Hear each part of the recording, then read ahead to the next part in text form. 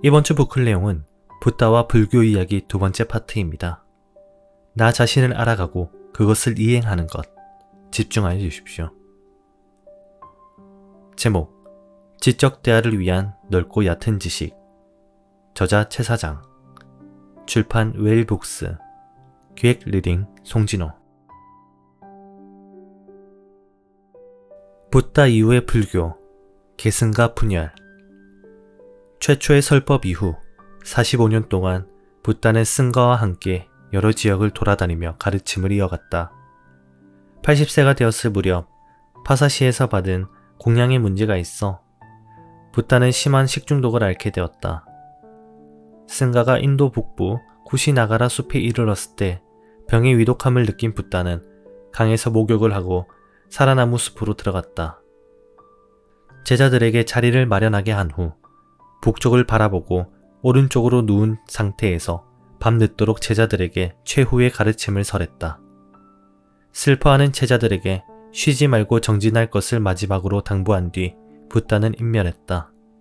기원전 483년 2월 15일의 늦은 밤이다. 붓다는 화장되었다. 인멸 소식을 듣고 찾아온 각지의 왕들은 붓다의 사리를 나눠 가졌다. 그리고 자기 나라로 돌아가 탑을 세워 보존했다. 제자들은 남겨졌다. 제자들은 스승의 마지막 말씀을 되새겼다. 그것은 스승의 권위에 의존하지 말라는 말씀이었다. 붓다는 생전에 제자들에게 두 가지 의지처를 제시했다. 하나는 자기 자신, 다른 하나는 가르침이었다. 부파불교의 시대. 부파불교 시대는 근본 분열 이후 여러 분파로 나뉘어가는 시기를 말한다. 오늘날 우리는 한자보다 영어가 익숙하니 원시불교와 부파불교라는 단어도 영어로 번역하면 더 쉽게 이해될 수도 있겠다. 원시불교는 영어로 프리섹츄얼리안 부티즘이다. 섹츄얼리안이란 종파란 뜻이니 종파 이전의 불교를 말한다. 부파불교는 영어로 Early Buddhism School이다. 초기 불교 학파들 정도의 의미다. 강력하고 카리스마 넘치는 지도자가 사라지고 난 후 남은 이들 사이에서 분열이 일어나는 것을 안타깝게 여기는 사람들이 있었다. 이러한 안타까운 마음의 근저에는 명확하고 단순했던 하나의 질서가 사라지고 논쟁과 갈등이 범람하는 혼란에 대한 불안이 내재하고 있다. 종교뿐만 아니라 정치, 사회, 예술, 문화 등 모든 영역에서 이러한 분열은 필연적으로 발생하고 그때마다 우리를 실망스럽게 하기도 한다. 하지만 분열을 부정적으로 볼 필요는 없다. 복잡하고 다양성의 증가는 변화하는 시대에 적응하게 하고 다양한 지역에 적용될 가능성이 높인다. 불교와 기독교, 이슬람교 등의 거대 사상이 2000년이 지난 지금까지도 번성할 수 있는 다양한 번영과 적용의 과정이 있었기 때문이다. 하지만 문제점도 나타났다. 그것은 단적으로 말해서 불교 교리가 너무 복잡해지고 세밀해졌다는 점이다. 교리 해석 중 시민 학문으로서의 불교는 어쩔 수 없이 승가와 비구의 전유물이 되었다. 일반인이 접근하기가 쉽지 않았다.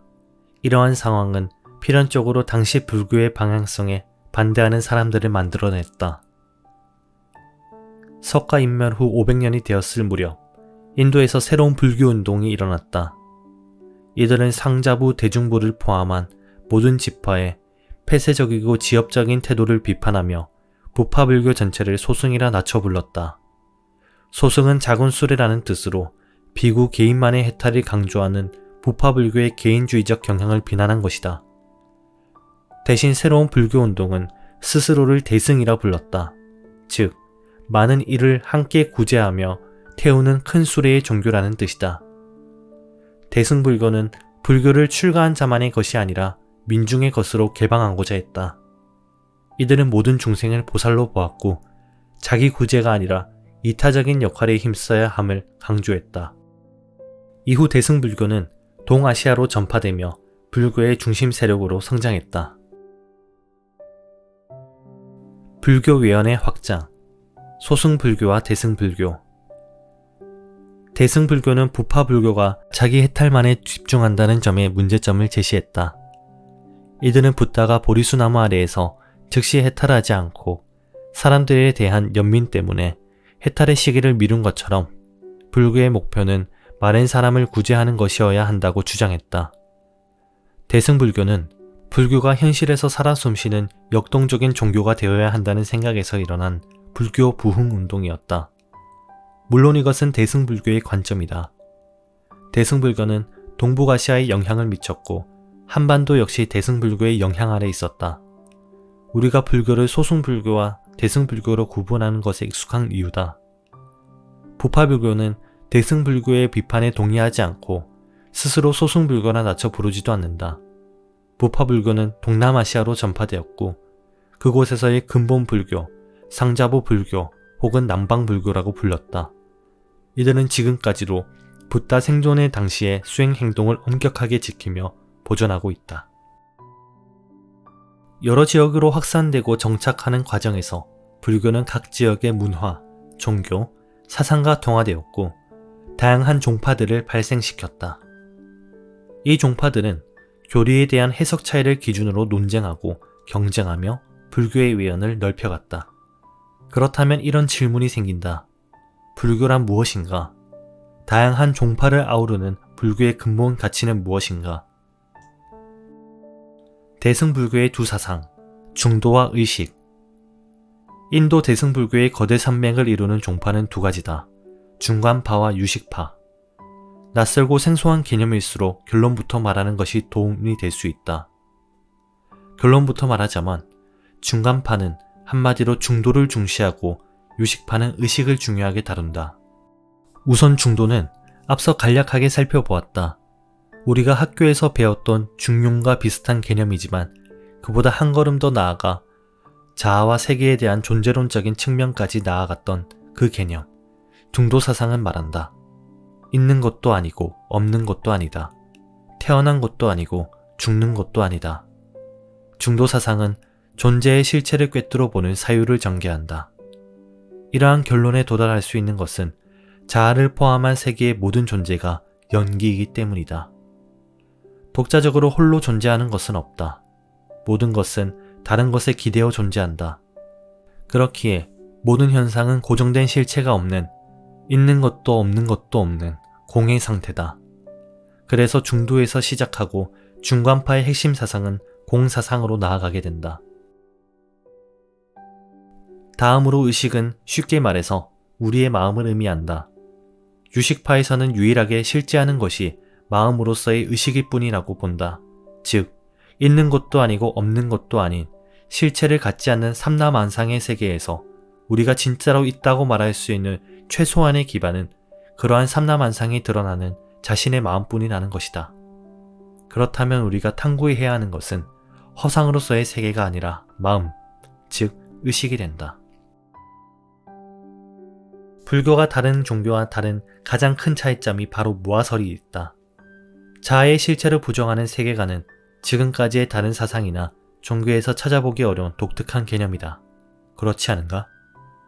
그리스도교와 이슬람교를 포함하는 아브라함 계열의 종교는 영원히 존재하는 영혼을 상정하고 고대 그리스로부터 근대 합리주의에 이르기까지의 서양 철학도 사유하는 존재로서의 장애, 자기 동일성을 강조하며 특정 종교나 사상을 떠나서도 보통의 사람들에게 매우 상식적이고 친숙한 사고방식이 내가 있다는 전제이니 말이다. 붓다와 무아를 말했을 당시의 인도 역시 불변하는 참된 자아가 존재하는 진화에 대한 관점이 널리 퍼져 있다. 이러한 세계관의 뿌리에는 우파니샤드가 있다.